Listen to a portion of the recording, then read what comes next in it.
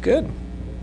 Well, welcome everybody. I'm happy to welcome you to the FCC's forum on cybersecurity with a focus on small businesses. I appreciate everyone here joining us today. This is being streamed live on C-SPAN and on the internet, and so I appreciate all of you who are joining us as well. This is an important topic for our country. Let me give a special thanks to each of the participants who are here as part of this forum and panel. They'll each be introducing themselves shortly, but I do want to particularly thank former Homeland Security Secretary Michael Chertoff for joining us. Just a unique experience, background in your role, and I know you stayed very engaged in these issues, so we're very fortunate to have you here at the FCC as part of this forum. As many of you may know, this is National Small Business Week. So we've gathered to talk about an issue that's critically important to our economy. Small businesses and their ability to seize the benefits of new technology and tackle cybersecurity threats. And in addition to this discussion, the FCC is releasing today a tip sheet for small businesses and launching a new section on our website with basic steps small businesses can take to protect themselves, to seize the benefits of the internet, and we'll be talking a lot about that today, and also to protect themselves against threats on the internet. Now, American small businesses are key drivers of innovation, economic growth, and job creation in our country.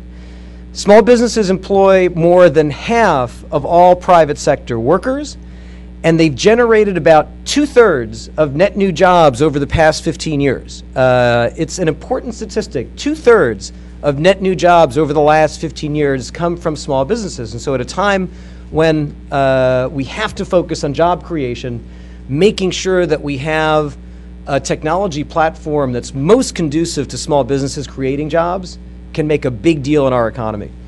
Small businesses drive innovation, whether it's small businesses in here in DC or in cities around the country, or even in rural America, or small businesses in Silicon Valley. Small firms produce 13 times more patents per employee than larger ones. Broadband and information technology is increasingly important to the success of our economy, to jobs, and to the future of small businesses. Broadband connectivity. Broadband is high-speed internet, wired and wireless. Broadband connectivity and online business tools. Those tools you can get in the cloud. And we're using a lot of terms here that, for those of you who are watching and don't understand them, you're going to learn more about them on this panel today. But all the tools and information that are available online can enable small businesses to grow and jobs to be created anywhere. They allow small businesses, for example, to market their products and reach customers in the next neighborhood, in the next city, in the next state, or even overseas. And this isn't just limited to big businesses that are saying, hey, we can sell our products overseas. This can be very small businesses as well, expanding beyond their local markets. And it's not just small businesses in big cities, although that's really important. It's small businesses in rural America, as long as they have connectivity. And so consider a company called Blue Valley Meats in Diller, Nebraska. And I'm going to have the good fortune of traveling to Nebraska later this week.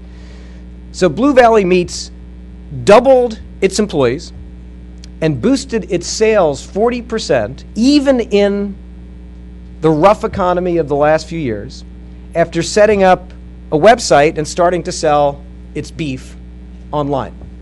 There's so many examples of that. There's a cupcake bakery here in Washington, D.C.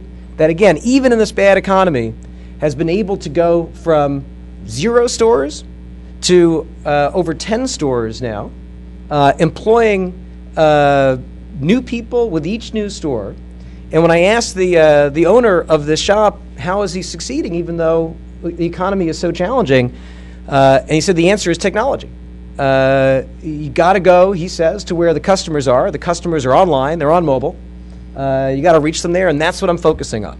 And so he's created this business with more than 10 stores here in the Washington, D.C. area. Another thing, cloud-based services, internet-based services can also lower the cost for a small business, increase the efficiency for a small business, and so boost a business's bottom line. This could be products to run customer relation management or run others. We'll hear some examples from the panelists today, but here's the thing. More revenue from more marketing, lower costs from cloud-based services that are less expensive, more profit, more jobs. A recent study found that having a broadband connection makes a $200,000 a year positive difference in median annual revenues for small businesses by helping them reach new markets and increasing productivity. So the opportunities of broadband for small businesses are real, and so are the challenges. Now, we're here today to focus on a cybersecurity challenge, but I want you to know that's not the only challenge that we have before us or that we're working on here at the FCC.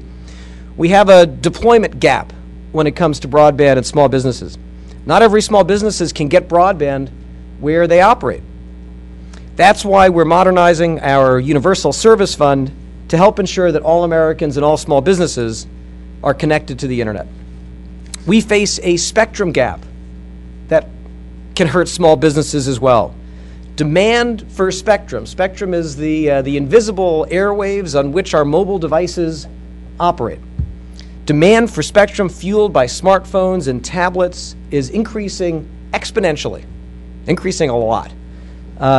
Supply is not increasing so fast. And so the challenge we face as a country is that the demand on spectrum is dramatically outstripping supply. We have to do something about this. If we don't, it'll affect our economy in general. It'll affect small businesses who are thinking, hey, I can use some of these devices to communicate with my sales force while they're out on the road. In fact, I can use some of these mobile devices to move more people out on the road, to respond more quickly to service calls, to respond more quickly to opportunities to sell a new product, to communicate directly with a client or each other. A plumber who's at someone's house who can take a picture with their phone and have people back at the office look at it and say, hey, I can't figure out what's wrong with this, to be able to check inventory. Well, all of these incredible uses of mobile technologies can help drive efficiency, productivity with small businesses, as long as we have enough spectrum to actually do all this stuff. And it's going to be a challenge. This is why we're working with Congress on a bipartisan basis to authorize voluntary incentive auctions and pursue other policies designed to free up more spectrum for mobile broadband. So that's the stuff we're not talking about today. We've convened this roundtable to discuss one of the biggest challenges our country faces, both for businesses and for our national security: the growing threats to cybersecurity. Almost 2 years ago, the President declared that securing cyberspace was a vital strategic goal of the United States. Last week, the White House delivered a roadmap to Congress on how better to protect the nation's infrastructure and critical U.S. industries from cyber threats. This afternoon, there'll be more announcements on government-wide cybersecurity efforts. I'd like to acknowledge the administration's cybersecurity coordinator, a new position that was created by President Obama 2 years ago. His name is Howard Schmidt, and I'd like to acknowledge him for his outstanding leadership on getting the government organized on cybersecurity, and I'd also like to acknowledge the excellent work being done by the leadership of the Department of Homeland Security, and the Justice Department, the State Department, and the other agencies that are all working collaboratively to tackle these threats that require the expertise and participation from a number of agencies around government, including the FCC. Congress is looking at doing its part, which is very important. Congress has been actively considering legislative proposals, for example, that would include increased information sharing between the government and the private sector to rapidly respond to cybersecurity threats and attacks. It's vital that small businesses be part of the cybersecurity equation. In many respects, small businesses have the most to gain from addressing the cybersecurity threats and increasing trust on this platform. Small businesses that don't take protective measures are particularly vulnerable targets for cyber criminals, and we talked about the benefits for small businesses. A recent Symantec study found that American small businesses lose billions of dollars annually to cyber attacks, and 74% of small and medium businesses reported being affected by cyber attacks in the last 12 months. The average cost of each cyber attack to small and medium-sized businesses is about $200,000 an attack. In a moment, you'll hear from a local businessman, Maurice Jones, who's joined us today. He'll talk about both the benefits of the internet and also about how a cyber criminal hurt his construction business. And we'll use that as a jump-off point to talk about what small businesses can do. Small businesses also often struggle to protect the confidential data of their customers. 42% of small and medium businesses reported the loss of confidential or private data in the past 12 months, and 40% experienced direct financial costs as a result. Almost half of businesses don't back up their data. That's something we'll talk about because, and this is the purpose of this forum, there are things small businesses can do to improve their posture in this world. We're here today to help small businesses overcome these security challenges and seize the benefits of online commerce. I expect today's discussion will reveal many small but significant steps that small business owners can take to protect their company and their customers. Let me announce a number of steps that the FCC is taking today with our partners to help on this educational endeavor to promote a safe and secure internet and seize the opportunities of online for small businesses. First, the FCC is launching today a small business cybersecurity section on its website. You can go to fcc.gov/cyber-for-small-biz, or just go to the front page of fcc.gov and you'll see a place you can click. And we'll be releasing today a one-page tip sheet to help small businesses understand basic cybersecurity precautions. We're partnering, the FCC is, with the U.S. Chamber of Commerce, with Symantec, with McAfee, with SCORE, and with the National Urban League to distribute this information, to distribute the cybersecurity tip sheet and related online resources widely to small business owners across the United States. The FCC is partnering with the SCORE eBusiness Now program, and we have the head of SCORE here to talk about that, as we have representatives from the Chamber, from Symantec, McAfee, SCORE, and the National Urban League. The partnership with SCORE is something I'm very excited about. SCORE does a great job interacting with small businesses all over the country. We identified the opportunity to work with SCORE last year when we did our national broadband plan, and we've developed, I'm proud to say, a very successful partnership, bringing our complementary expertise to the table to help small businesses around the country accelerate their moves online, and now we're focusing as well on how small businesses can protect themselves. So we're working with SCORE to distribute this material in the effective ways that SCORE has developed over many years. We have partnered with organizations like the National Urban League, the National Congress of American Indians, LULAC, LISTA, the National Black Chamber of Commerce, and the National Hispanic Chamber of Commerce to distribute these materials. The FCC is joining the Public-Private National Initiative for Cybersecurity Education Partnership. It's called NICE, led by NIST.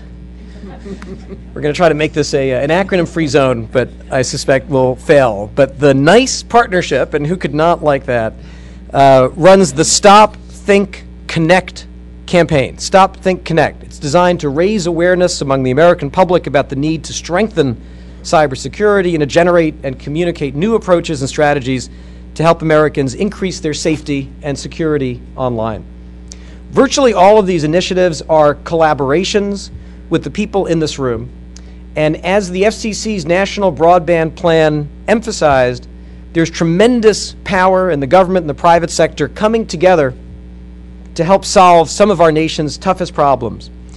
This area, cybersecurity, and particularly cybersecurity for small businesses, is an area where I'm convinced we can make real progress working together. So thank you to all of our partnerships, all of our partners, for your partnership.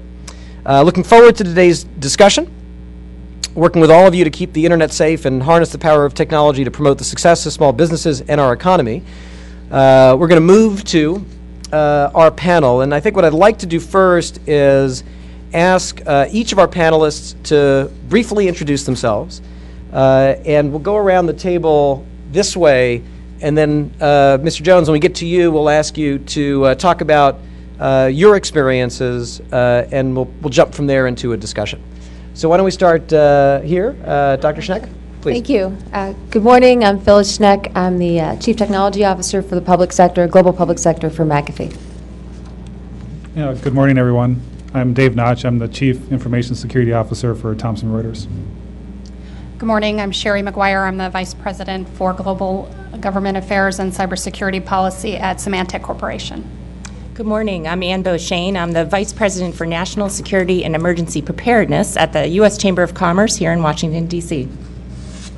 Good morning. Thank you, Mr. Chairman, for having us all here for this program. I'm Michael Chertoff. I am the chairman of a consulting firm called the Chertoff Group, and I was the Secretary of Homeland Security from 2005 to 2009.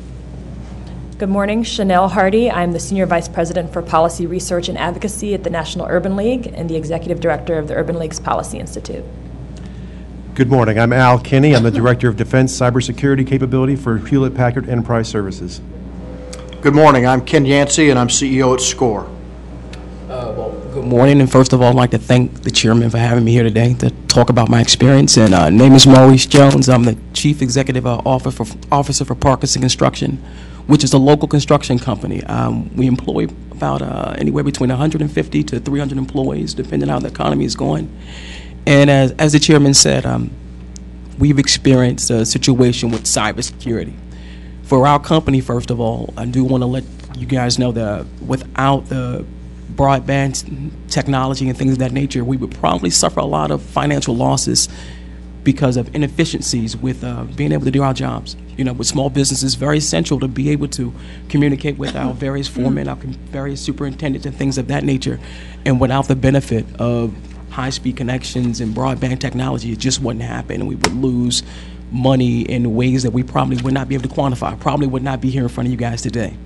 So with that being said, also, of course, cybersecurity has its growing pains, I would like to say. And one of the issues we experienced was due to those growing pains. Our experience started with getting a phone call first thing in a morning from a reporter asking us that we know we experienced a financial loss. And honestly, at that time, we had no idea what had happened. So as the president and I had started to sit down and go through certain things, we realized that the bank had been attacked by a cyber criminal. Basically, to give you an idea, what happened was there was an email that came, and we thought the email was coming from a valid source, and clicking on different things related to the email, well, we had gave a cyber criminal the way to access our database and passwords to bank accounts and things of that nature. So by the time we had caught up with it, we were missing quite a bit of funds. So through working with the local banks and certain authorities with different organizations, we were able to recoup some of the loss, but of course not all of it. But I still go on to say that even though we did experience financial loss, without the benefits of broadband technology and things of that nature, we would not be able to function today. These things are essential. These things are essential for us to grow with how we depend on business and things of that nature.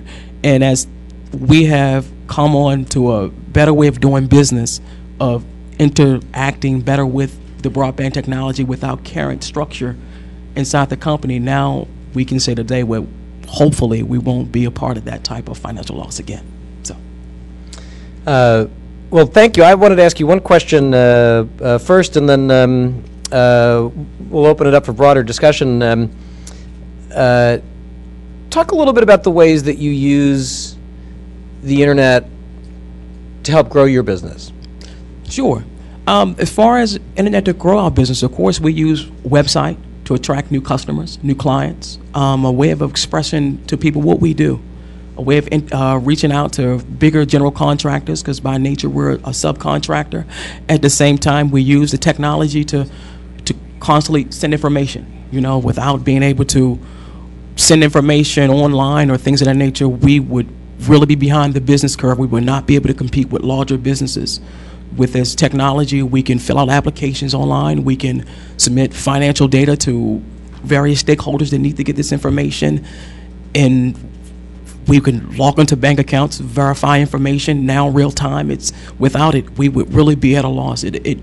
it allows us to take a business that may probably take 15 to 20 people to run and probably run it with 10 people from an overhead perspective, because we can cut out certain positions that are very, very dire to us, especially in this time when cost is something you have to control. Sometimes the revenue is just not out there. So the best thing to do is to try to control costs. And that's what with the broadband technology has given us the ability to do.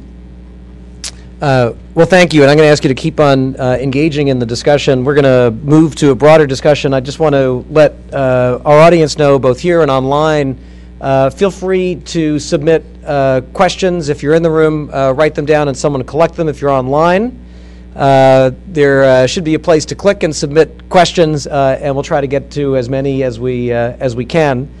Secretary Chertoff, let me move to you. You have many years of experience in this area. You've seen both the opportunities and the threats develop. You continue to be directly engaged in this.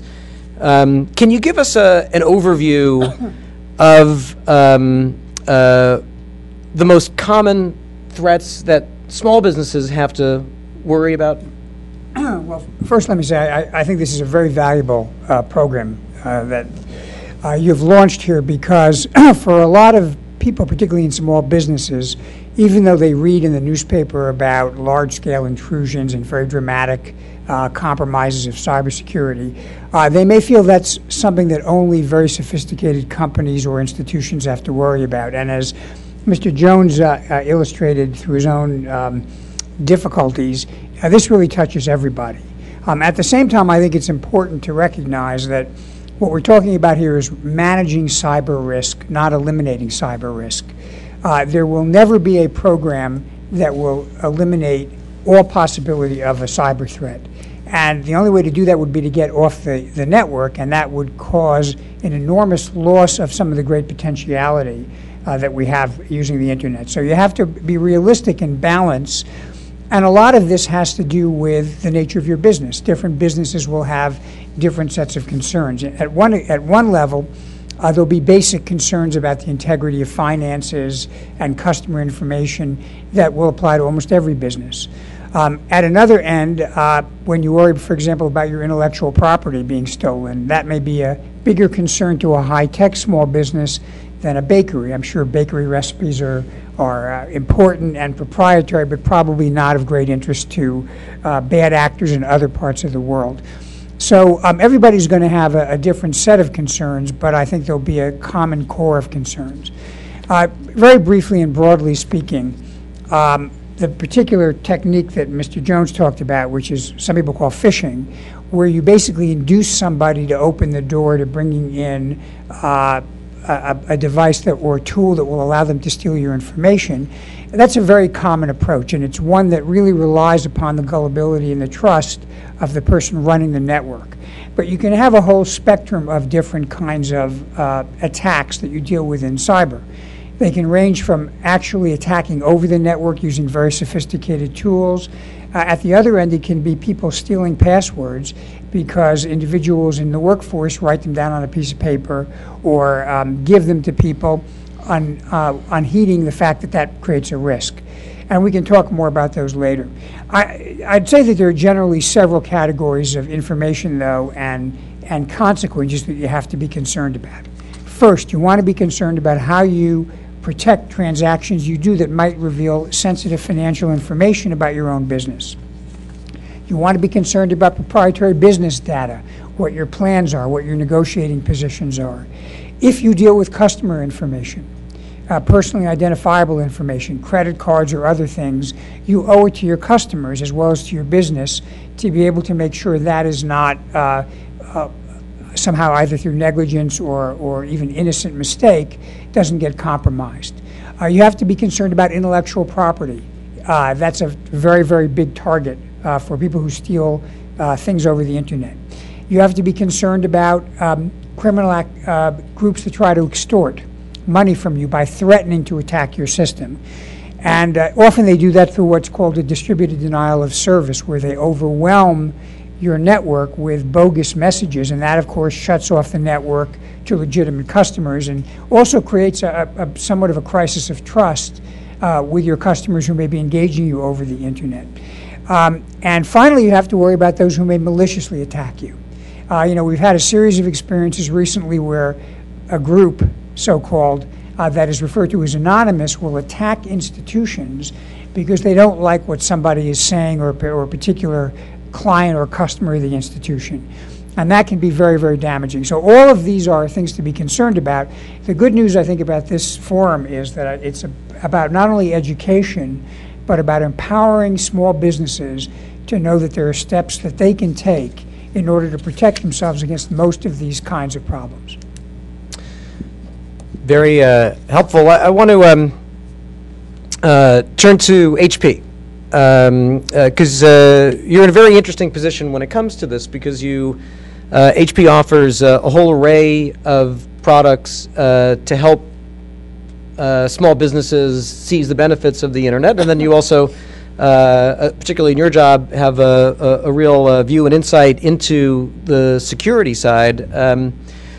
I take it you look at the world something like this. Every technology can offer tremendous benefits and also brings with it some risks. And with something like internet access for small businesses, you can eliminate the risks by not going online. But from a competitive situation for small business, it's probably not going to be a good idea because other businesses are going to go online, and the opportunities for growth and lowering costs just aren't there. And that's why we're having this discussion, and we're not advising people to, turn it off, just the opposite.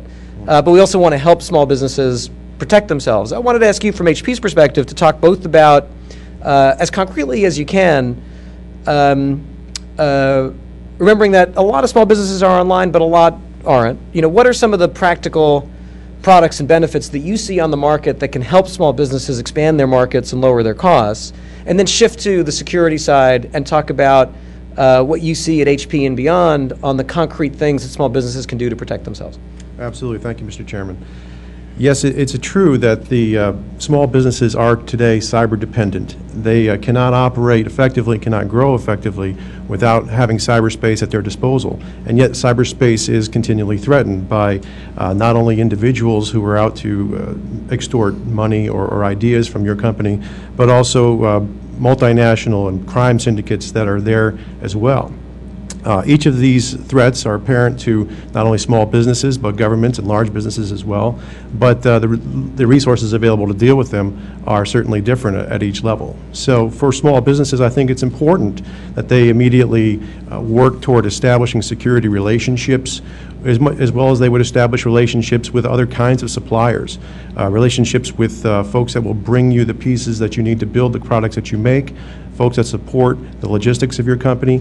Likewise, you need to establish relationships with folks that support the security of your company. It's critically important that you have folks on staff that understand the privacy implications of the information that you're handling. You should have procedures that help you minimize the amount of personally identifiable information that you process and how you store it and what you do with it when you're done with it.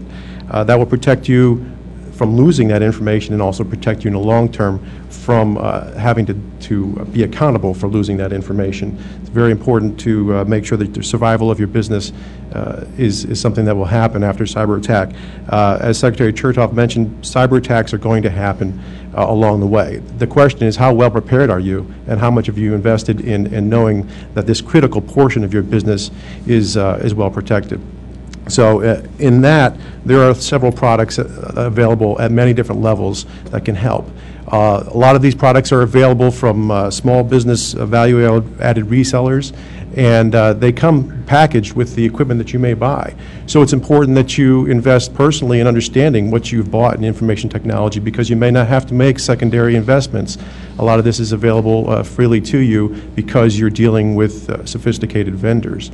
Likewise, there are relationships to establish with organizations like InfraGard so that you can fully understand what's happening in the broader environment and perhaps get some really great advice from other small businesses who have invested in certain ways, have survived these attacks, and have moved forward to grow their business.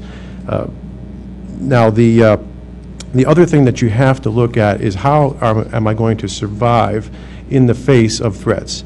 So just like you have to deal with weather, just like you have to deal with traffic, just like you have to deal with the price fluctuations in materials, you also should say, well, I know I will have to deal with the security of my information, and I know that it won't be perfect. I know that I have to plan for it, and then I have to deal with the reality as it comes. So look at the tools that you have, the processes that you have, the people that you have, train them, utilize them, and leverage them to the greatest ability. Ultimately, no small business can be outside of the cybersecurity business. They have to intersect that at some level and understand the investments that they've made and try to leverage those investments toward the most important piece of their business that needs to survive in the event of an attack. Thanks, and I want to, Dave Notch from Thomson Reuters, I want to ask you a similar question. You're one of the largest information-based companies in the world. What do you see both on the benefit side and on the risk side? And also talk about your own experiences at Thomson Reuters in a way that can be helpful to small businesses. Okay. Well, thank you, Mr. Chairman. I think from a benefit standpoint, we use the internet for distribution. Obviously, many of our customers connect to us over the internet. It's very efficient. It's a very good way to reach a very broad audience. Along with that comes the risks that have already been talked about, I think, quite extensively. The main ones, I think Mr. Jones already alluded to, the risks that come in through email and malicious code. We also see those come in quite often over web browsing. Those are probably the two main channels, and everyone is susceptible to those, both small businesses and large businesses. So we see that very often. And then secondly is just direct attacks on your systems themselves. Whether it's a hacker coming in and compromising your web server and perhaps stealing credit card data off your web server, or getting into your database server. Those are really the two main things, either malware over email or web browsing and direct hacks on your servers. So those are the two main risks that we see today that occur more frequently than most. And I guess to comment on an earlier comment made about cloud services, I view, frankly, cloud services as a way for small businesses to really leverage the capabilities that to date have really been the purview of large businesses. I mean, you can get very good email and business, CRM and business process software now as a cloud service, and not really have to build that infrastructure, not have to secure that infrastructure yourself. So I think that can really give small businesses a step up as to what has been available in the past. Ann Beauchene from the Chamber of Commerce, you spent a lot of time interacting directly with, you'll say how many small businesses, but many. Talk about awareness of small businesses today. What do they know in terms of the opportunities, and what do they know in terms of the risks and threats and what they should do about it? Sure. Thank you. You're right. 97% of the Chamber's membership is small businesses, so we do deal with them a great deal. And cybersecurity, as you can imagine, using the internet, if you're a small business, is a wonderful tool. You can reach the world through the internet. The downsides of that is you can reach the world. The bad guys are watching you. Everyone knows what you're doing. And if you talk to some businesses, certainly if I were to sit you down and talk to our railroads and our infrastructure and our banks, I think you'd be pretty surprised at the sophistication and awareness level and how they're protecting their infrastructure. For small and medium-sized businesses, our challenge there is the awareness piece. I think it's growing. I don't think we're there yet. I think it's events like this, events like Cybersecurity Awareness Month in October, all help to raise the awareness, but we need to do more. I think that it can't just be 1 month out of the year. We need to have a campaign, much like the Stop, Think, Connect. I think it's a culture change. It's going to take a long time, much like wearing seatbelts and not smoking, and getting people to not click on that link when they get it, or if they don't recognize the email, don't open it up. Basically, the message for small businesses is, yes, the internet's a great tool, but you need to protect yourself because it's about the bottom line. You can really hurt your brand. You can end up in a lot of legal trouble if you're not protecting yourself. So that awareness is key, and that's what the U.S. Chamber is trying to do by getting this message out to our members. Thank you. And I'm going to take a minute, and I mentioned that we're releasing today 10 cybersecurity tips for small businesses. This was put together in a collaborative way, and we're going to distribute it in a collaborative way. I'm going to move next to Symantec and McAfee and ask you to comment on these, but I think let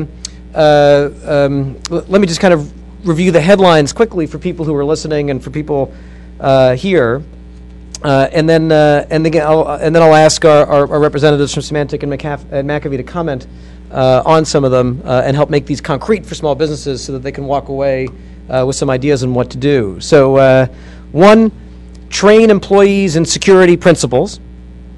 2, protect information, computers, and networks from viruses, spyware, and other malicious code. 3, provide firewall security for your internet connection. 4, download and install software updates for your operating systems and applications as they become available. 5, make backup copies of important business data and information. 6, control physical access to your computers and network components. 7, secure your Wi-Fi networks. 8, require individual user accounts for each employee. 9, limit employee access to data and information and limit authority to install software. 10, regularly change passwords. So Dr. Schneck, let's start with you. Where are you sitting? So comment on any of those, help small businesses understand what they can do to immediately improve their security online. Wow, how much time do we have? So first of all, I do want to thank you, Mr. Chairman, and thank our audience and panelists, and also very special thanks to Mr. Jones for being so willing to talk about your experience, because it's important as you look at these 10 things that you've presented, Mr. Chairman. It's important that we understand these risks, and the way that we learn these risks, besides working with customers and ensuring their safety, is hearing from everybody else. It's a little bit like the CDC. You learn about a disease from its, not to say popularity, but how it spreads. We're dealing with an adversary in cybersecurity that's faster than we are, often funded by governments, if not more than one government, has no intellectual property or legal boundaries. So we as the good guys, especially in small business, have to remember how important that small business is. You are, as the chairman said, 2/3 of the job creation. You're also 60% of the GDP in this country. So if you look at the concentration of subject matter expertise and focus on, there's not just one bit of information, it's not just information in large companies. Other governments are very interested, other companies are very interested in what's in every single small business in this country and around the world. And they will find ways to get it. Email's been mentioned, web connections have been mentioned, instant message is the new one, mobile's the growing one. So when you think about these top 10 things, if I can pull a couple out, it's not that they're more important than others, but when you think about secure the physical access, you probably didn't expect this to hear this from the technical woman. Very often we see that insider threat. You can secure your perimeter, but if you look at USB sticks, the shiny objects, if I sprinkle a few in the parking lot, someone will pick one up, it's a free gift. Heaven knows what's on it. It could be malicious instructions that then give me access back to your information. So it's a combination of awareness and secure what's touching your physical infrastructure. You have so much information that's not only personal information, again, as was mentioned earlier, your brand. A small business grows to grow sales and to help your employees eat so that you can grow sales more and add value. When you lose your trust in your brand, that goes away, and that adversary will take that. If I were to pick another very big one, it's the people thing. It's regularly changed passwords, right? If you look at attacks like Stuxnet that went into the nuclear sector, a cyber event causing a physical destructive damage, that's one of many attacks that we see out there worldwide. First and foremost, on a hard-coded password. It was the easiest to get and the hardest to change and the hardest to remediate. We talk about you can't prevent this, you can't prevent a cyber threat, but resilience is key. So as flexible as you can be, I would recommend maintaining that. Other quick point to mention is we see, at McAfee, we say safe never sleeps. We see 400 to 500 million new machines become compromised every day and begin to launch that traffic that Mr. Chertoff referred to as the denial of service attack. That is what will overwhelm your network. Problem is you could either be part of that if you're compromised, hurting other companies, or used as a compromised machine to then send instructions back and send your own information out. But I commend the FCC and I commend this program in putting out some tips that help these smaller businesses leverage that power of the internet and make your business and your customers safe. Thank you. Thank you. And Sherry McGuire from Symantec, similar question. What jumps out at you from this list in terms of actionable steps that, from your experience, you think small business owners can take right away to significantly improve their security? Well, first off, thanks again for hosting this session today. I think it's vitally important that we get the awareness out there to the small businesses. As you mentioned, Symantec conducted a study released in January of 2011 that actually surveyed small business owners and customers around the world. And what we found through that was that 50% of small businesses don't have a plan, and more shockingly, 41% said that it never occurred to them that they should have a plan. And 40% also said that data protection was not a priority for their business. Now, when we think about this, data protection, 40% of small businesses saying data protection is not important to their business. Kind of a shocking statistic when you think about it. Data, as Mr. Jones indicated, is what your business runs on. What your customers' trust is dependent on how you conduct your business.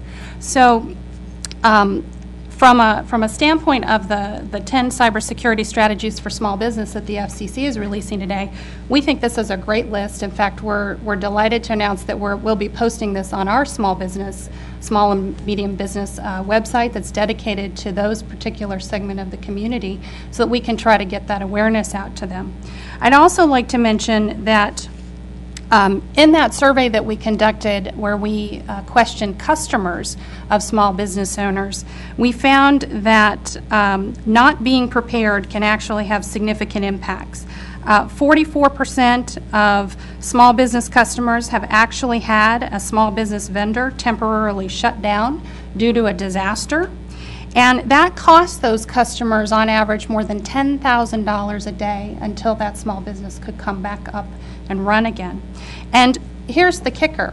More than 54% of those customers actually switched vendors or switched to another small business owner because they didn't believe that they could continue to rely on that small business owner. So this can have, cybersecurity can have bottom line, absolute bottom line impacts to your survival as a small business. And frankly, those security practices provide you a competitive advantage to gaining that trust and keeping it of your key customers. So we think this is a great list, and applaud the FCC for releasing it and doing this session today. Thank you. Chanel Hardy, let me ask you. You spend a lot of time with businesses run by people from disadvantaged backgrounds, minority communities. Do you see any unique issues among the businesses you work with that we should put on the table?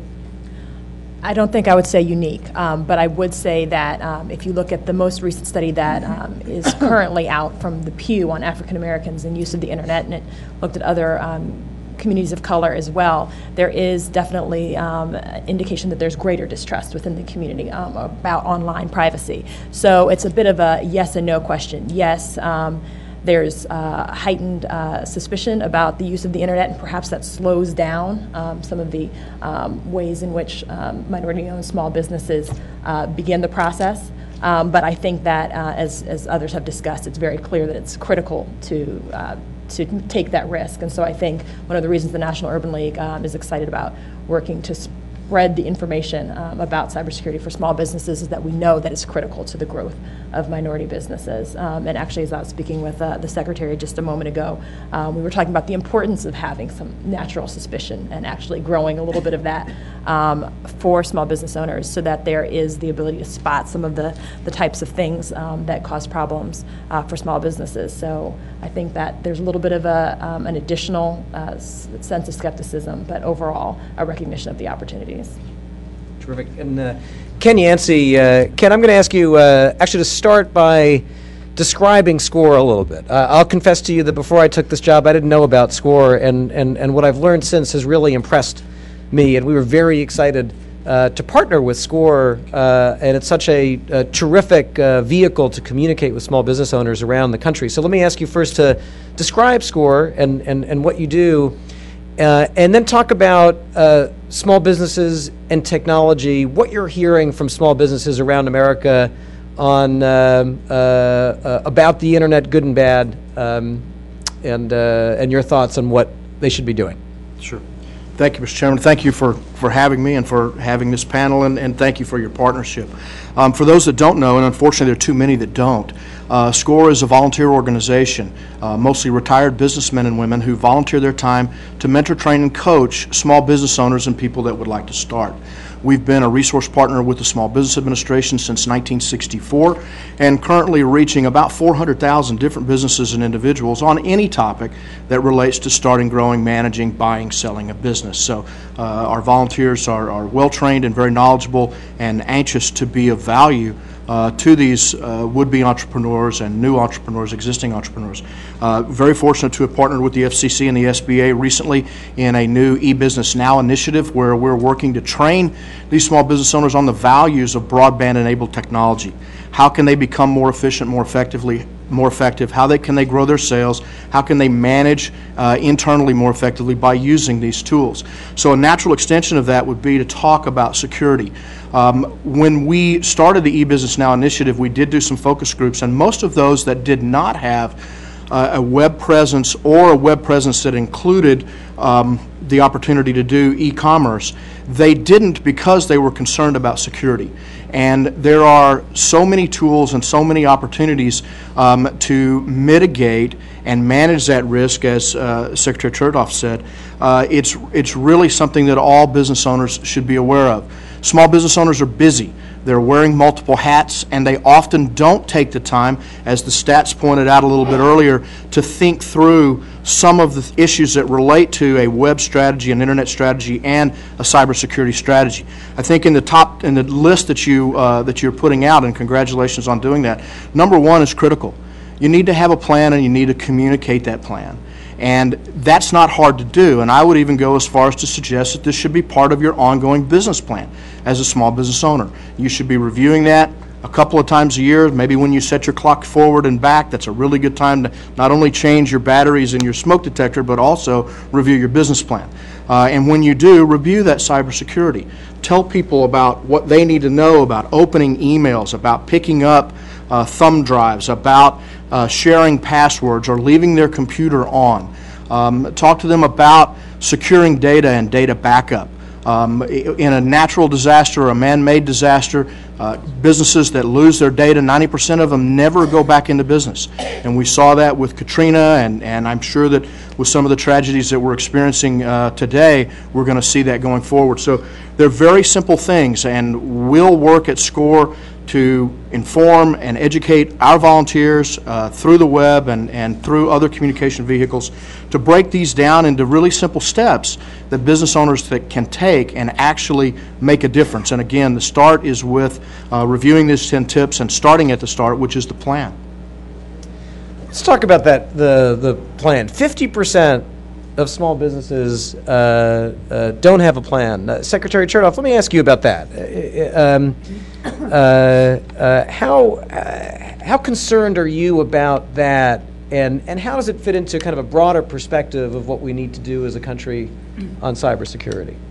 Well, I think that what emerges from the conversation that we've had here is there are really two parts to solving this issue. One is to educate people about the importance, and as we've seen dramatically illustrated, if you're in a business and you're engaging in transactions online, for example, and you have a data breach and a loss of financial information for your customers, it's unlikely that a lot of those customers are going to re-engage with you. So you've got to accept that this is as important to the continuity of your business as making sure you lock your money in a safe or you don't leave your credit cards lying around. But the second part of this is, I think, and what's important about the program that you're rolling out here, Mr. Chairman, is you're empowering people to understand they can actually address the problem. My observation is the biggest obstacle to getting people to address it is it seems really complicated, particularly if you read the stories about the very high-end types of attacks, and people kind of throw their hands in the air and say, I can't really deal with it, and they walk away from it. And the message here has to be there's a lot that business can do, even small business, to protect itself. Some of it we've talked about. It involves making sure you're buying the right kinds of products to protect yourself, and also making sure you're not buying the wrong products. If you're buying software, for example, or hardware that's counterfeit, or that you're getting kind of off-market, you're doing a lot of damage not only to the legitimate businesses that make those products, but to yourself, because you're not going to get the updates. You may find things embedded in that hardware or that software that will be malicious. And so even being careful about making sure you're buying the products you need to protect yourself is an important part of your plan. Resiliency. How do you make sure you've backed up your data? And whether it's against a cyber attack or even a fire or a flood, how do you make sure you can reconstitute? Another important part of the plan. And the third thing I'd like to talk briefly about is what some of us call computer hygiene. How do you train yourself and your workforce in basic principles that minimize the risk that you're going to have a compromise of your data? And it boils down to some simple things. For example, on the issue of passwords. Passwords that rely upon your spouse's name or other kinds of very available personal information are not likely to be particularly useful or protective. Educating people into how to select and change passwords is important. Common sense is a great tool in using to protect yourself against cyber attacks. So, we've talked a little bit about these phony emails that come to you and induce you to click on something, and then that, of course, introduces malicious code into your system. Well, a common one that's going around, and I've had this directed at me a couple of times in the last month, is someone will go in and get an address book, and then they'll get everybody's addresses off that book, and they will use the name of the person who they've penetrated as the sender, and then they'll send emails out to everybody, and it usually is something like, sorry to bother you, at least the one I've experienced is, sorry to bother you, I'm stranded in Paris, can you send me money? And often this is from a person that you may have seen yesterday, and they weren't planning on going to Paris. A little bit of common sense actually works on the internet as well as in the physical world. So educating your employees about that is important. Flash drives, USB sticks. There was a report or an article in a magazine published by the Deputy Secretary of Defense about a year ago outlining what had been one of the major security breaches of the Defense Department in the last several years. And it all began when an individual, a military officer, picked up a USB stick of uncertain origin and stuck it into a laptop, and from that a major intrusion occurred. Again, hygiene. You don't pick up and eat everything that you find on the street. You shouldn't pick up every USB stick and stick it into your laptop. So basic stuff like this does empower people, and I think this kind of program, which reminds people they can protect themselves, is very, very important. One of the things, to pull out a couple of themes from what people have said, we started by talking about the ways in which being online can help small businesses, and guarding against it is necessary. I think one of the things we're hearing is that having a cybersecurity plan is a competitive advantage, and not having one is a competitive disadvantage. And I think that's an important thing for people to keep in mind. If you don't have a plan, you're more likely to get hit with costs. You're more likely to have distractions in terms of time and energy, unless you shut yourself off from the world, and everyone's agreeing a small business today just can't do it. So having a plan is a competitive advantage. The other point that kind of comes through is the danger that this stuff is complicated and technical, and I wanted to come back to Maurice Jones and ask you, you have such a great perspective. You're not usually here at the FCC talking on panels and all the rest, but you've explored this issue just because of your own experiences. What are the best ways to communicate about these issues with small businesses that aren't technology businesses, but that are starting to use the internet to grow their business and lower their costs? What have you seen in your work be effective in talking to your own employees, talking to other companies and similar businesses? Well, sure. Chairman, thank you again. One of the most effective tools we've used is basically using the system itself, emails. letting people understand that when you get an email, check its validity. I mean, it's very simple. If you receive something that doesn't make sense, always pick up the phone, call. Make sure that you're getting the right email. Make sure things make sense to you. So we have been employed, things of that nature, having small meetings. In a Monday morning meeting, as we get the sales staff together or the other staff together, we may talk about things like this, because this has become very essential to our business, to sit down and let people know, hey, if you have a problem with your email, you have a problem with your BlackBerry, let somebody know. Communication is always the key. And I think a lot of the times people fell victim of getting comfortable with certain things that they may not necessarily need to get comfortable with. So for us, it's about communication. It's about checking those emails. It's about picking up the phone, calling supervisors, and make sure things are what they seem to be.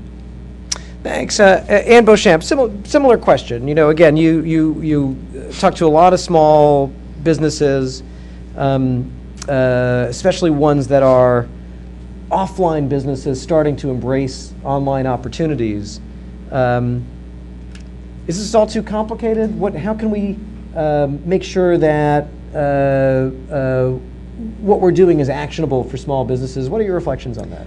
I think you're right. I think the assumption is that this is an IT problem and that we need an IT guy to solve this problem, and it's really not. What we've seen is that if you lay out simple steps that are inexpensive, businesses will do that. And I really liked the top 10 list that your folks put together, and I have a prop here. The U.S. Chamber did a similar thing last year. We did an Internet Security Essentials for businesses. We go into a little bit more depth, but I think part of the plan for a business, their cybersecurity plan, should include what we talked about a lot already, the workforce piece, educating your employees, making sure they have strong passwords, designating a person to handle security, even though it's not an IT person, taking control of your network, making sure you have somebody who's watching the flow of traffic of those emails. And then we lump it in the policies and problems category, if you will, identifying and prioritizing your business information. What do you need to protect? What is important to your business to keep it afloat? Defending your company computers. Like the secretary said, don't be plugging in those free things that you get at conferences. You never know what's on them. I'm glad I don't make it or sell those, but those are just a terrible idea now. Disposing of your computers and your media. Think about when you're buying new computers, what are you doing with those old computers? Where are they going? Who's looking at that stuff? Very important. And something we haven't talked about is having a plan to deal with if you get attacked. Who do you call? What do you do? Do you know who to call? Do you know what information you're supposed to provide? Do you know those groups out there that can help you? And then the third part of the plan that I think is part of it's defending your data on the go. If you have folks that travel abroad, make sure they're protecting their BlackBerries and their computers, encrypting business-sensitive information, backing up your computer data regularly, obviously very important, and then just participating in Cybersecurity Awareness Month, getting information from your state and local chamber, from the U.S. Chamber of Commerce, making sure, as Maurice said, that your folks understand what they can do and what they shouldn't do, bottom line. Chanel Hardy, can I ask you the same question too, from the small businesses that you see? What suggestions on how to break through this very common concern that technology it's for other people, it's something else. We're not in the technology business, so it's not our problem. How do we break through that and communicate effectively with small businesses? Well, I think a lot of that gets to who is providing the information and making sure that it's organizations, individuals that are trusted. And part of the role that the National Urban League plays is over the years we've developed services to 36 states, 98 affiliates, working with small businesses through things like our Entrepreneurship Center or our New Markets Tax Credit Program, where we have been in the community for a long time. They know that the information that we're providing is safe and tested. And so when we can partner with the FCC or companies that have expertise in the area and disseminate that information, then they recognize that we're giving them the same types of practical, useful tools that we provide in our direct services work. I want to put a topic on the table. When we often when we talk about small businesses at forums like this, we have a picture in our head, and they're small businesses like Mr. Jones' small businesses or other offline businesses that are starting to think about the internet to expand their businesses. Well, more and more there are small businesses that are online only. And let me ask HP, Symantec, McAfee, if one were to assume that 100% of those new startups, online startups, were doing everything they should to protect themselves and to be consistent with best practices in the cyber world, are they, or is there more work to do among online startups as well? Thank you, Mr. Chairman. The online startups, certainly, because of the culture that they're involved in, there's a good chance they're already ahead of the game. And there's a really good chance that that online startup does not run its own networks. They probably have a managed internet service provider that's providing a certain level of security there for them. So given that their culture is already in there, they're partnered with folks that have the broad responsibility to already do the security and the availability aspects of that business, they're very well off in terms of their security. But there's always more to do. They have to have a plan of their own. They have to have a way to switch business to another provider of those services if that provider proves to be susceptible to some kind of a threat like that. So it's not that they can turn off the need to pay attention to what's going on, but they in general are more prepared than somebody who's running a less technology-intensive operation. Well, let me ask Dr. Schneck for your perspective on this, because we've heard a little bit about the following. You know, startups in the technology space are often struggling to raise money, and very focused use of capital, and some of them are, you know, to the great credit of our country, you know, young folks just starting out of college. How important is it that even young entrepreneurs just starting out building online-only businesses, how important is it for them to, you know, stop, think, and say, hey, do I have a security plan as part of my business, and am I making the right investments early on in infrastructure and policies so that I'm protected? So I think Anne pretty much nailed this when she said or alluded to the fact that this is not just an IT problem, right? This is overall risk. This is your business risk. And a few weeks ago, McAfee put out a report with the Center for Strategic International Studies that showed around the world a huge increase in awareness, up to 35 to 40% awareness of all the attacks that have been mentioned today and then some, and a 1 to 3% increase in security spending. And within that 1 to 3% increase, some plan or lack thereof was responsible for that. So if you look at the spectrum of companies and company sizes, I had a very small company when I was very young, and I was part of a slightly larger but still small company shortly after that. And in both cases, security was not a profit center. Now, that was over 10 years ago. But it's still true today that the role of a small company is to make revenue and to grow. But that plan is ever so important for, I think, two main reasons. One is it ensures your trust. Right? It says that you're building an infrastructure around you that's financially and responsible, financially and for company risk. And the other is you're part of the entire infrastructure. We're all connected. So if you don't do your piece to keep responsible and keep a healthy network, you are actually endangering all the other companies, big and small, beyond. And a lot of those online startups that leverage, as Mr. Kinney pointed out, those managed security providers, some of those managed security providers we've seen recently in the news as early as this morning have had issues with, say, break-ins, right? So, and personal information being exfiltrated or shared where it shouldn't be. So you do need that plan to shift over. And I think one of the key things that venture capitalists are looking at today, I know for a fact they are, is what does your infrastructure look like? Not only who is your idea guy and what's going to happen with my money, but how are you locking this down? And that's likely a large part of the insurance that will go into providing any kind of institutional and hopefully angel capital. Dave Notch and Sharon McGuire, I'll ask you a similar question. I think part of what we're hearing is if you're a small business and growing, whether you're an online business growing using, whether you're an offline business growing using online, or whether you're a pure online business, it's important to think about these issues early. One, because you're not immune from the threats, and also because it could become even harder and more expensive to wait and then deal with an infrastructure and try to superimpose security. So Dave and Sherry, if you could each comment on what you're seeing in that part of the landscape. And then we're going to go to questions from the audience. Okay. So I think what I see a lot of is, a little more context on Thomson Reuters. We serve a number of different market verticals: financial services, healthcare, legal, tax and accounting, scientific. So we have numerous security requirements across all those verticals, and in many cases they're not the same.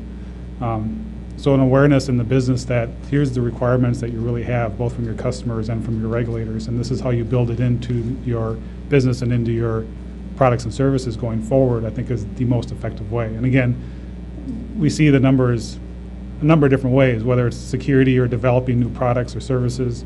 It's always easier and cheaper to design that in up front than to pay for it later when something breaks. So I think that is critical. To Dr. Schneck's previous comment about even and the complexity, and some other comments earlier about the complexity of the problem, we're seeing even well-regarded security companies are having issues with this. So even the professionals struggle with this at times. So it is complex, and it may seem like it's something we'll never get past. But what I do like, one of the things I do like about this list of 10 items is that it really simplifies it for the small business owner. There's no end of information that you can find on the internet and elsewhere about how to secure your systems, but very little of it is really summarized in a way that can be really useful and can give someone something, go through in an evening and see, okay, I do this, I don't do that. Another interesting statistic I'll throw out, there's a well-regarded data breach report that was just published. Fully 96% of breaches could have been avoided by just doing simple or medium effort security measures. I mean, it's not even the hard stuff, but 96% could have been avoided. Please. So I would just add that I think first of all, any small business, and particularly those that are working online, first have to recognize they have a risk. And you can't transfer that risk away just because you have a vendor or somebody providing services to you. You still own that risk when it comes to providing service to your customers.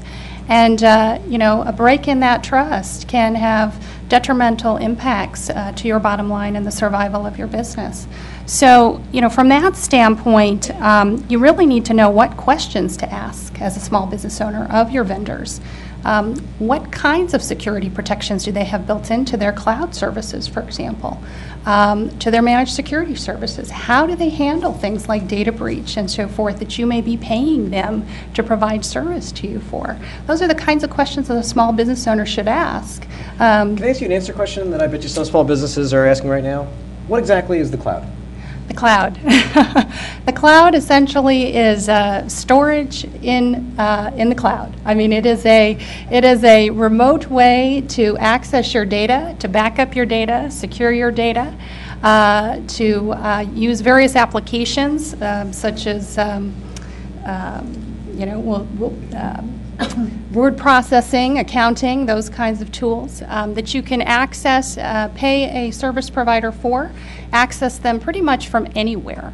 So it does provide great resiliency opportunities for small businesses, as well as lowered costs, because they don't have to manage those processes, updating of those applications over time, updating of security. It's all being done at another layer by a provider that a small business owner, frankly, doesn't have to do anymore. So it's a way to simplify your business, gain efficiencies, perhaps reduce costs, be more secure, but it's also something that I think small business owners need to recognize. There is risk associated with that, just like every kind of online service, and they need to manage that risk. One of the things I'm going to suggest, there are terms that I think we all use ourselves that we know very well, like cloud, like malware, and phishing, and things like that. And I'm wondering if, and I'm going to ask our team and partners to follow up on this, whether we should pursue ways to develop a glossary, but an actual usable glossary, that Mr. Jones would tell us, yeah, this would be helpful. So that's something that we'll follow up on coming out of this. And let me thank some of the staff that's worked so hard on this. Lauren Kravitz from the FCC's Public Safety and Homeland Security Bureau, Admiral Jamie Barnett, who runs our Public Safety and Homeland Security Bureau and is sorry he can't be here today, others from the Public Safety and Homeland Security Bureau. Tom Reed, who runs our Office of Communications and Business Opportunities, is our main point of contact for small businesses and is just doing a great job. The staff of our Consumer Bureau also very focused on these issues, and there are a number of folks in the Chairman's office who work very hard on this, Josh Gottheimer, Jordan Usdan, and I just want to thank all of you for putting together something that I think has been and will be very productive for small businesses. Secretary Chertoff, let me ask you a question. It's a little bit long, but I think it asks an interesting question. It came to us online, and the subject line says, malware mules, role for liability. And the question is, more and more malicious attackers are compromising small business websites by leaving by leaving the compromised site unaffected. Attackers instead bury images on these sites which are found by Google image searches, redirecting others to malware. Many of the owners of these small websites have little incentive to divert time and resources to actively scan for and correct security breaches which don't primarily affect their site. Is there a role for some kind of liability in this system to discourage small businesses from becoming malware mules? I think that's a great question, and it was touched on a little bit earlier by Dr. Schneck, who talked about this phenomenon of what we sometimes call botnets, which means people take over computers that are owned by innocent third parties, and then they control them remotely and can turn them into an attack. I think the question really underscores a challenge that we have in cybersecurity. Obviously, there is an incentive to protect your own system against being compromised or degraded in some way because there's an economic loss that you want to avoid. The question is, what do you do when the attack on your system will not actually result in a negative consequence on your system, but rather a negative consequence on a third party? Either because it's taken over remotely and used as a way to attack a third party, or because it becomes a way to embed malicious code in the network of a third party. And in that circumstance, a business may not have an incentive to protect its own system because it's not actually feeling the consequence. The consequence is being felt by a third party. And I think this is an area where, first of all, people may find themselves facing lawsuits and liability because the victims may wind up suing or complaining about the website that was the source of the attack, even if it was innocent. But also it raises the question of whether we ought to think more comprehensively about a role of liability protection and liability exposure, and even some regulation to make sure that people are properly incentivized so that their own networks don't become a weapon against some innocent third party. Very practical question. Al Kinney, I'm going to ask this of you. This is from someone in our audience here. If my business is under attack, who do you call first? Who are private experts? Do you call private experts? Do you call law enforcement? Do you call others? But very practical question. My business is under attack. What are my first moves? Absolutely. Thank you very much, Mr. Chairman. The first thing is to make sure that your business can still run. Ultimately, that business is important to you and the employees that you have. And once you've looked at that, the technical experts that you've already established relationships with during the course of planning for your business plan through your cybersecurity annex to the business plan, those are the people that you need to call.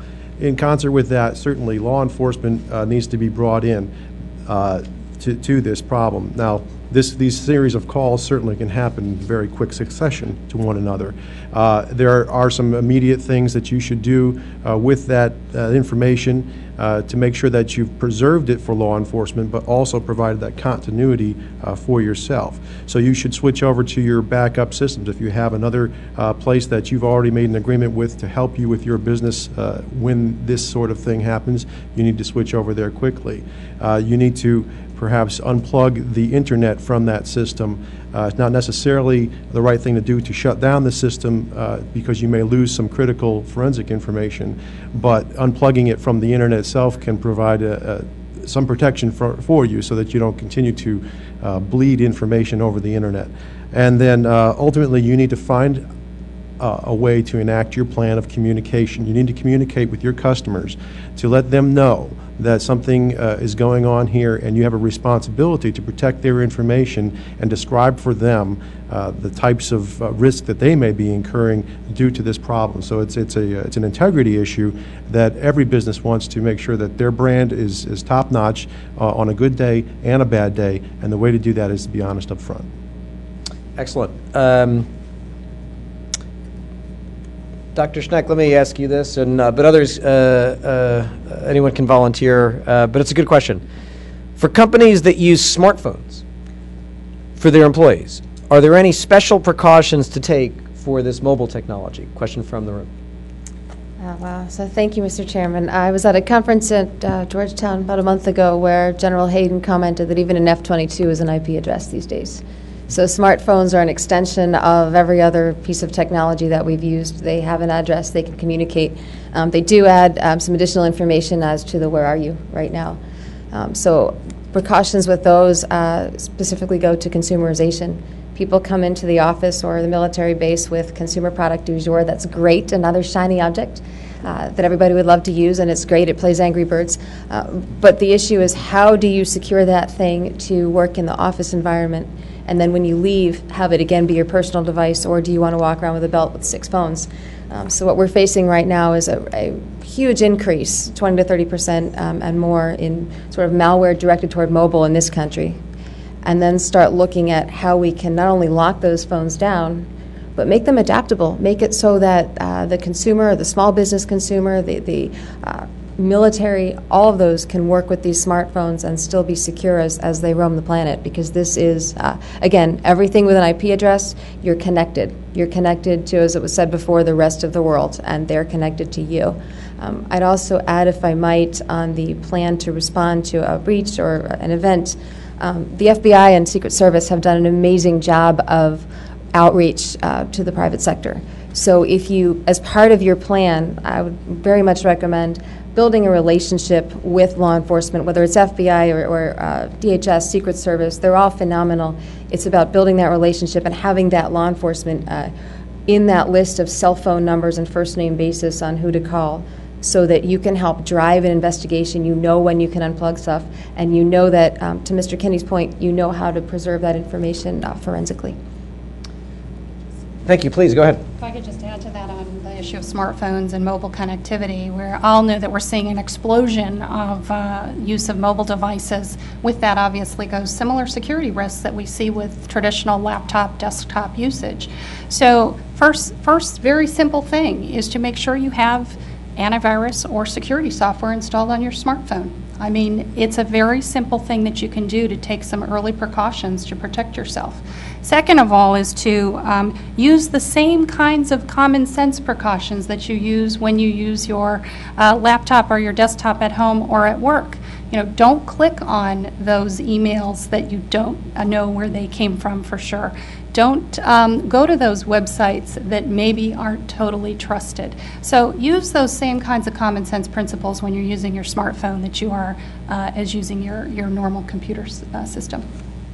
That's very helpful. Let me do this. This has been very productive. I thank you all, and we're getting near the end.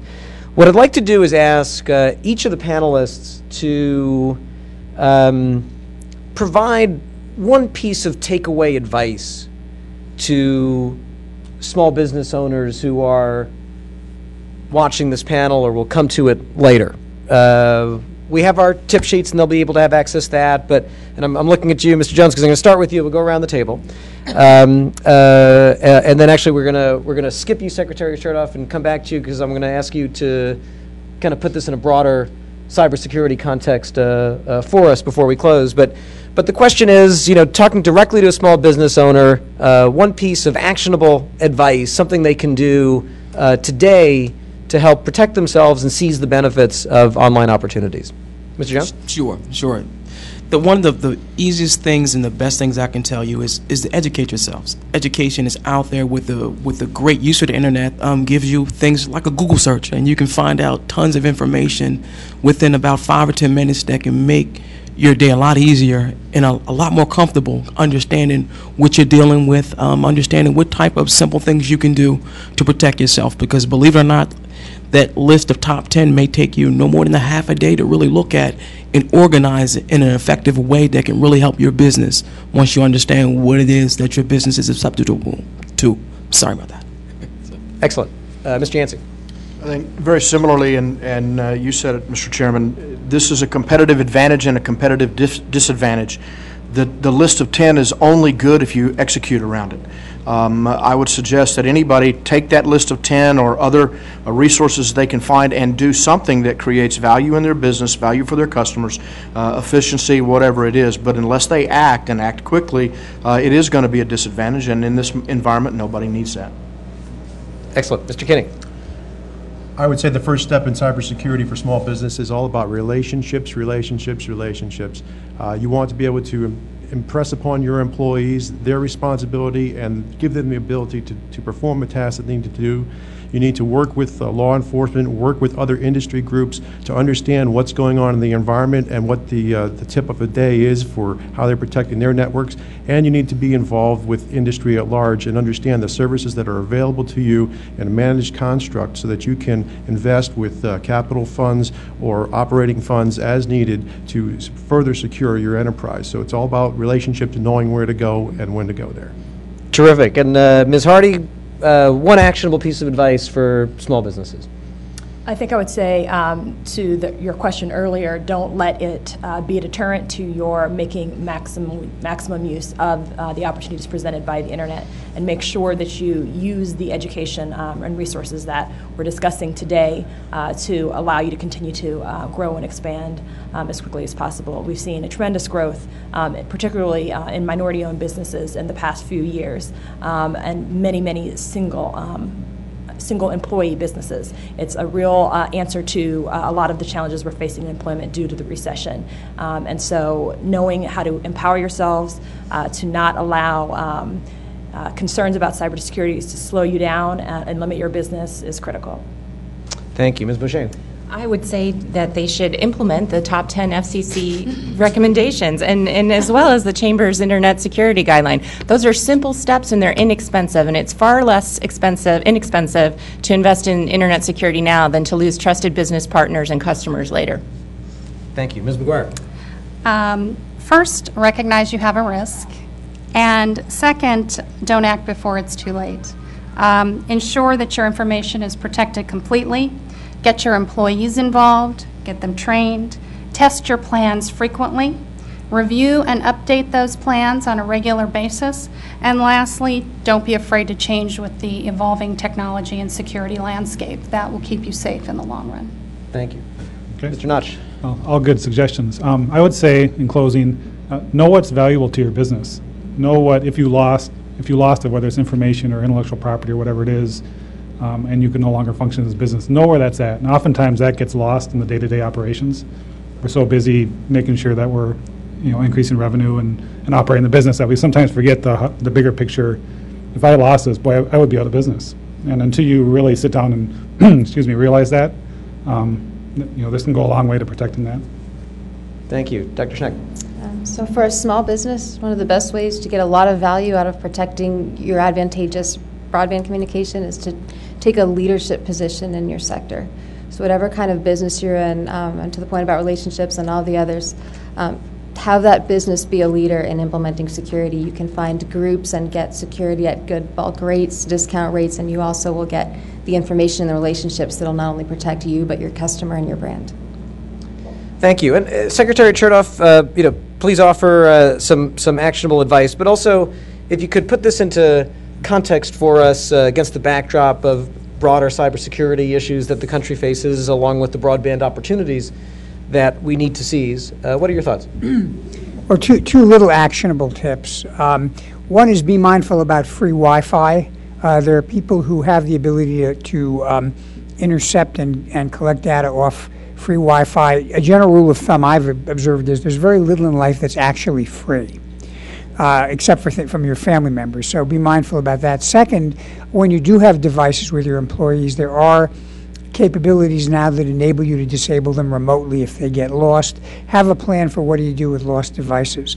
On the larger picture, First, I want to thank you, Mr. Chairman, for launching this program. I think it's valuable because you have given small businesses actionable advice that they can use to enhance security, and that's going to benefit businesses individually. In a larger sense, a huge part of our national economy now rests upon the ability to operate online. Whether you're a business in the physical world or an exclusively online business, you can't really compete globally without the ability to use the internet.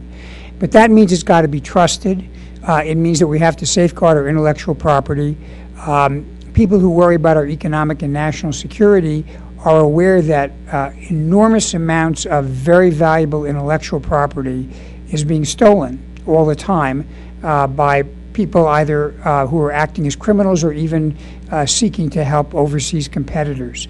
So the ability to protect against that, but as important to make sure the benefits of the internet are available throughout the country so that we are on the cutting edge of the global move to internet and cyber communications. I think that is the #1 priority for our national economy over the next 10 to 20 years. So I think these efforts are a big part of moving the country forward to compete in what is going to be an exciting but also challenging global economic environment. Well, that's very helpful. Secretary Chertoff, thank you so much for taking the time to join us today. Each of you are all playing a very important role in our broadband economy, whether it's building businesses and employing people, whether it's advising them, whether it's building and marketing the security software that companies can use. The Chamber, the National Urban League, working directly with small businesses. Dave Notch from Thomson Reuters. All of you, thank you so much for taking the time to be here, and I want to thank the staff again. Let me conclude with just a couple of observations. High-speed internet broadband for small businesses as well as large really is the platform for our economy for the 21st century. No less so than electricity and telephone service were in the 20th century. You know, imagine thinking that you could run a small business without a telephone or without electricity. Well, at some point, people did. And then, of course, it became impossible not to, and eventually small businesses seized those opportunities. We are in the middle innings on small businesses getting to the point on broadband where we have gotten on telephone service and electricity. And it's very important, as the Secretary said and others said, that this platform become available to everyone and that it be seized to advance our economy, to grow businesses, to compete locally, nationally, and globally, and to save costs and become more productive. But we do have to take the risks that come with new technologies seriously. There were risks that came with telephone service. There were risks that came with electricity. There are risks that come with broadband service.